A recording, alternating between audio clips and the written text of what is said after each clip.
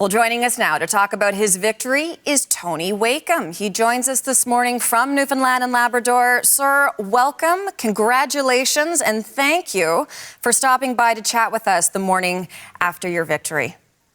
Well, my pleasure. Thanks for having me.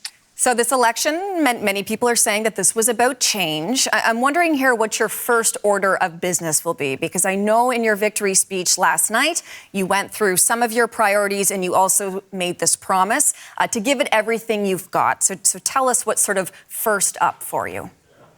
Well, this whole election, and even prior to the election, as I've traveled across this great province of ours, I've heard the stories of people in their communities and what was important to them. And those were the things that we talked about in our campaign, about access to healthcare, about cost of living, and about safer communities. And all of those things, when you talk to people individually and hear their stories, and it becomes consistent around the entire province, those are the things that, as I have outlined in our platform, that I intend to focus on immediately.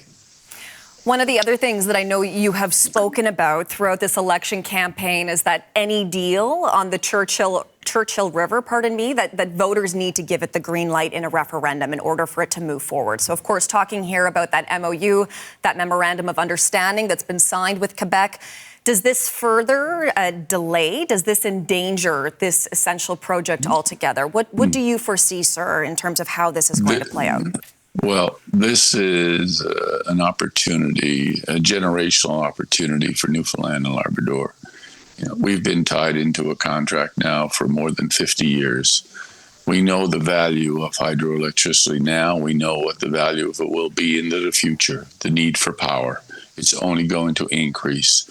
We have an opportunity here to look after the best interests of Newfoundland and Labrador, not just for the next 4 years, but for the next generation. So I will not rush into signing any long-term deal until it has an independent analysis, an independent review, which is something I've been calling for since it was first announced back in January. That will be the first step. I want to take this out of the political arena and put it back into the hands of experts to take a look at, to make sure that, in fact, Newfoundland and Labrador is going to benefit from this deal, not just simply in the short term, but in the long term. So before I sign off on any more 50-year deals or beyond, I'm going to make sure that we get it right. And once we get that final negotiation done, however long it takes, then yes, we will bring it to the people of Newfoundland and Labrador to have it say. But I will not be rushed into something that is so important to the future of Newfoundlanders and Labradorians for the next generations. For the next generation, and like you say, also promising to hold a referendum on that at some point as well. Why is that, sir? Why do you feel that this should be returned to the people? Talk to us about that. For too long, we've had experiences in the past where, you know, when we look back over 75 years of Confederation, and I think about our province in terms of our fishery, you know, we joined Canada. We had the richest fishing ground in the world. We had our mining resources, our forestry resources, our oil resources, and now hydroelectricity. So we're resource rich. But at the same time, you know, when we think about where we are today financially, we're not in a position that we ought to be in. As a matter of fact, we're very much in a position where our finances need to be seriously looked at, which I will do. But one of the things that we have to be careful of is to make sure that if we're going to develop our resources, we will develop it for the province of Newfoundland and Labrador as the primary beneficiary. That doesn't mean we won't partner with anyone. Absolutely we will. But we will make sure that we are the principal beneficiary of our resources, and we will develop them with our workers for our communities. You mentioned there the province's fiscal situation, and it certainly seems that it has deteriorated since that spring budget. How exactly do you plan to correct that?